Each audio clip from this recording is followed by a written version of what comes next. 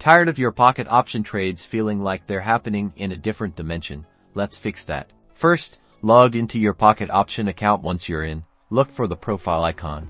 It's usually located on the top right corner of your screen. It might look like a silhouette of a person or your profile picture. If you've already uploaded one, click on the profile icon. This will open a drop-down menu. Within this menu, you'll find several options.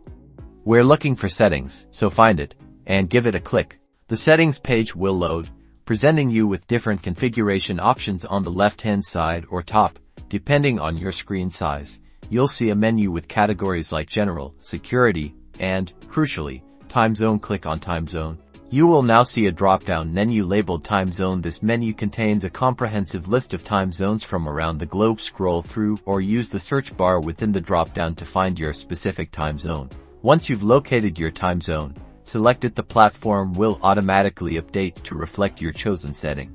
To verify the change, take a look at the timestamps on your trading charts and recent activity. They should now accurately reflect your local time, and there you have it. Your pocket option account is now synchronized with your local time. This will significantly improve your trading analysis and scheduling, making your trading experience far more efficient and less confusing.